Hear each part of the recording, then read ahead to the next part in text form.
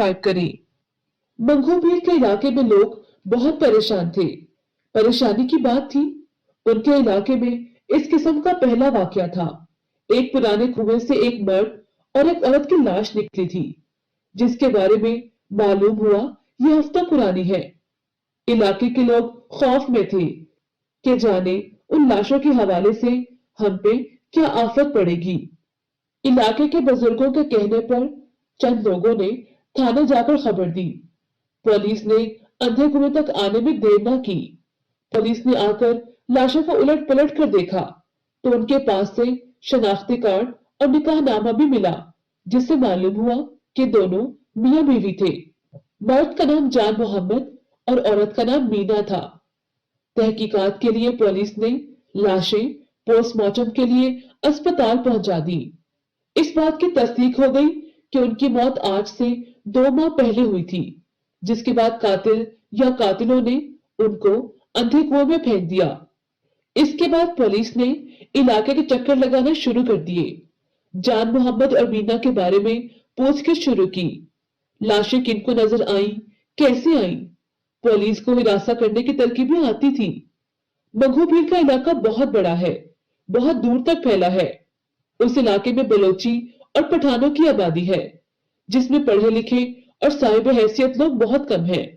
इस इलाके में पूछगिछ के दौरान मकतूलीन के बारे में कोई खास बात मालूम न हो सकी, लेकिन जब शनाख्ती कार्ड पर दर्ज पते पर जाकर पुलिस ने जान मोहम्मद और मीना के बारे में पूछा तो पता चला 2-4 महीने पहले वो यहाँ से गए थे। क्या ये उनका जाती मकान नहीं था?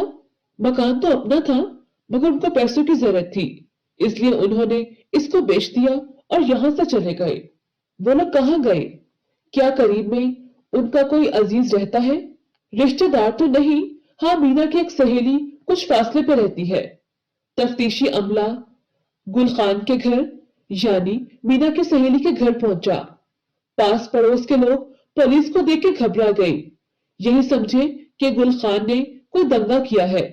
घबराने की कोई बात नहीं, हम असल में मीना के बारे में मालूमात हासिल करने आए हैं। क्या हुआ मीना को?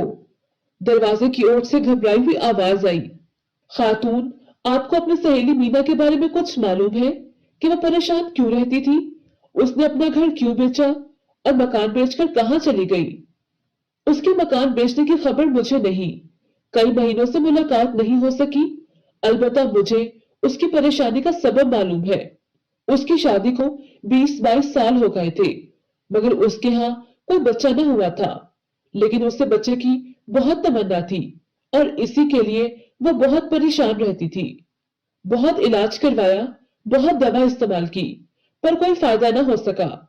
फिर वो पीरों फकीरों के पास जाने लगी।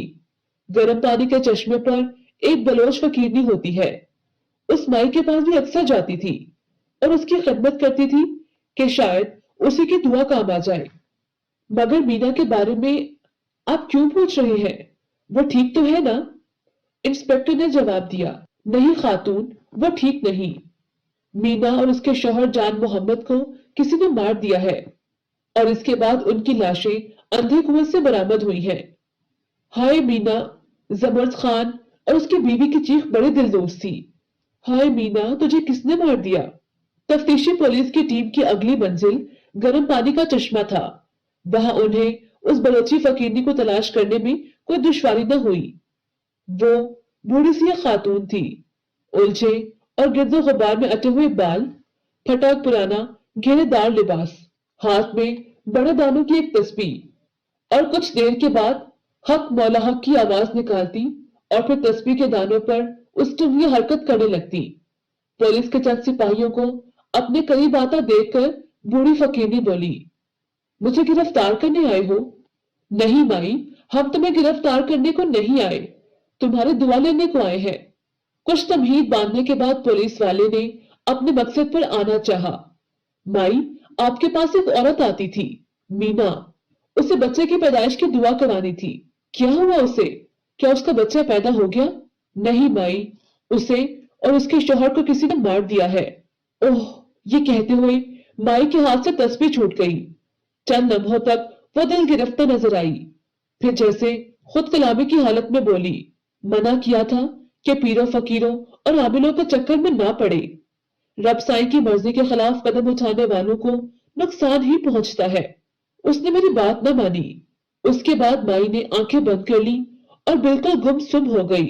مینا کو کسی نے مشورہ دیا تھا کہ وہ پیر بابا اور پیر سائیں سے جا کر اپنا روحانی علاج کروائے، انشاءاللہ اس کے گھر اولاد ضرور ہوگی۔ اگلے روز تفتیشی پولیس نے پیر بابا اور پیر سائیں کا پتہ چلا لیا۔ پیر بابا کا نام عامر چشتی اور پیر سائیں کا نام تاج محمد تھا۔ پیر بابا اور پیر سائیں ان کی عرفیت تھی۔ پھر انہیں اس بات کا بھی پتہ چل گیا کہ یہ دونوں شہر میں موجود متعدد جعلی پیروں فقیروں کی ہی صف میں شامل ہیں اور سیدھے سادے اور کمزور عقیدے کے لوگوں کو بے وقوف بنا کر ان کو لوٹتے ہیں۔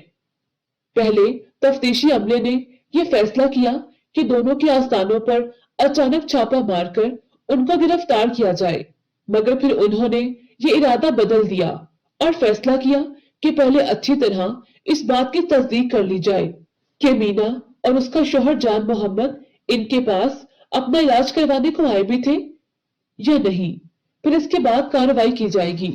سیدھا سادہ جان محمد تاج محمد اور پیر سائیں کی آستانے پر اپنی بیوی کو لے کر پہنچا تھا اور ان سے درخواست کی تھی کہ وہ ان کے لیے دعا کریں کہ ان کے گھر پہ اولاد ہو جائے۔ جعلی پیر نے جب اندازہ لگا لیا یہ دونوں بے حد سادہ لوگ ہیں اور اس کے چکر میں آسانی سے آ جائیں گے، تو اس نے خوب اچھی طرح فائدہ اٹھانے کی ٹھان لی۔ جعلی پیر نے جب یہ اندازہ لگا لیا کہ یہ دونوں بے حد سادہ لوگ ہیں اور اس کے چکر میں آسانی سے آ جائیں گے، تو اس نے خوب اچھی طرح ان سے فائدہ اٹھانے کی ٹھان لی۔ جان محمد کی بیوی مینا خاصی قبول صورت تھی، جبکہ اس کی صحت بھی قابل رشک تھی۔ پیر سائیں نے خوب اچھی طرح ان کو اپنی باتوں کے جال میں پھنسا لیا اور اس بات کا یقین دلوا دیا کہ تم لوگ بالکل صحیح جگہ پر آئے ہو، تمہاری اولاد کی خواہش ضرور پوری ہو جائے گی، مگر اس کے لیے ہم جو بھی تم سے کہیں گے اس پہ تمہیں سختی سے عمل کرنا ہوگا۔ ہم آپ کے حکم کے مطابق ہی کریں گے، جو آپ کہیں گے وہی ہوگا۔ ہم جو تدبیر کریں گے، جو عمل کریں گے، اس کا اثر اسی صورت میں ہوگا کہ آپ دونوں اپنے اپنے طور پر ہمارے حکم سے بالکل سرتابی نہ کریں۔ نہیں کریں گے پیر سائیں؟ تو سنو، پیر سائیں نے جان محمد کو مخاطب کر کے کہا، سب سے پہلے تو تمہیں اپنی بیوی کو طلاق دینا ہوگی۔ جی، یہ آپ کیا کہہ رہی ہیں؟ دیکھا، تمہارا پہلا قدم ہی ڈگمگا گیا، تم آگے ثابت قدم کیسے رہو گے؟